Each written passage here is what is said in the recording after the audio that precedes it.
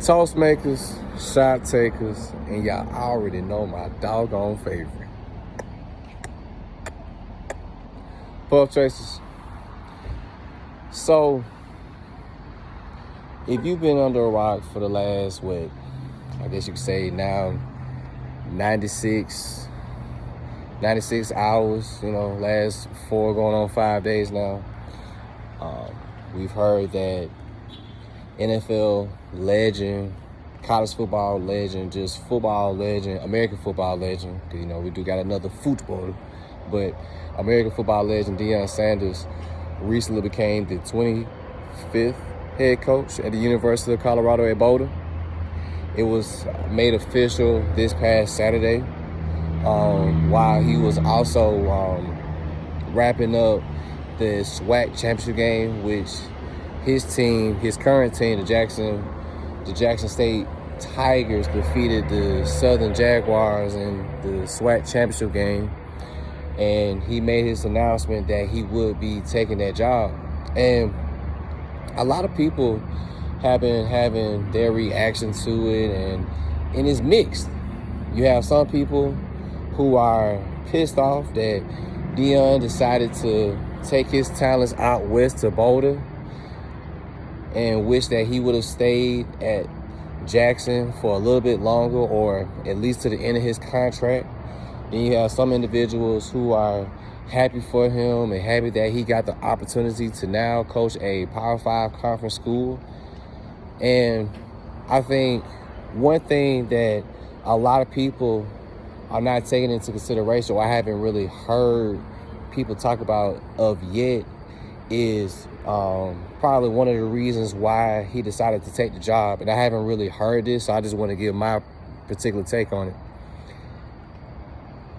I think not too many people really are taking into consideration what his recent amputation of his 2 toes on, I want to say his right leg, what that did, right? People got to understand, man, that man, honestly, had he not got that surgery, he could have possibly had his leg amputated or quite possibly lost his life. And as a man who really, honestly, shouldn't be here based off of his self-deletion attempt, almost 30 years ago, he is a man that I think, in my personal opinion, is operating on borrowed time. And as being a man of faith, I think he kind of look at this as an opportunity for him to make right, because who knows the next time he'll have an opportunity to coach a Power 5 school, because none of us are promised tomorrow, right? So when you think about his decision and what went into him deciding to be the head coach at at Colorado, I think we need to take into consideration, man, just life in general and the opportunities and the windows of opportunities and just being willing to take it. The man almost died, y'all. I don't think nobody's really taking into consideration that. Along with that, him having to sacrifice a lot of his money, and him having to put his own money into the program, and him having to basically fund the program. I ain't gonna say necessarily by himself, but a lot of the funding came from his own money, and then partnerships he had with certain people through his connections. And I think with him going to Colorado, I think it really frees him up for feeling like he has to do a lot of administrative backing of this particular program that he's going to now in Boulder. I think for him, this is probably the first time in a long time that he actually gets to just be a football coach, right? He actually gets to be a football coach. And he's, going to better facility. I think he has more financial support now. A lot of people are trying to say that I can't believe that this man want to leave a undefeated team like Jackson State and go to a college like Colorado, that was dead last in the Pac-12 at 1-11. And I think people have to look at it like, look like this. People can say that this is a bad move for him to make, but also take in consideration, at one point in time, Colorado was a pretty dominant school back in the day, in the 90s and even the early 2000s. And of course, they haven't really had much success in recent memory. But I think when you have someone like a Deion, who is considered a legend in football, a man that at 55 years of age, he still connects with so many generations of football players to where he can influence the top players of the nation to want to play under him. Think about it. This man was at an HBCU and was able to recruit not only a 5-star player, but the top player in last year's recruiting class. I don't think that you could just ignore the power of the name Deion Sanders when it comes to recruiting talent for a football team. Then with the NCAA transfer portal opening up, I think Monday, you got a lot of these players that are looking for new homes. You still got a lot of these high school players still waiting for National Signing Day for them to sign their letters of intent of the college they're going to potentially be playing for the next 3 to 4 years potentially.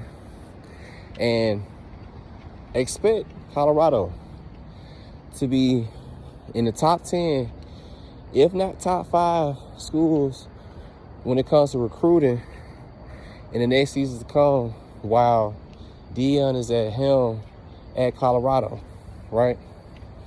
But I just want to say this before I close, man. When you have an opportunity to do something, you got to take your chances, man. Regardless of what anybody say, regardless of anybody feel, at the end of the day, it's your life. No one can tell you how to live your life but you. I would hate for someone to have a golden opportunity to better themselves, to expand their horizons. Don't take the opportunity and then end up living the rest of their days with resentment and regret because they didn't take the opportunity when they had it in their grasp. And for the individuals that are salty and feel a way about Deion basically kind of getting an upgrade, ask yourself this question.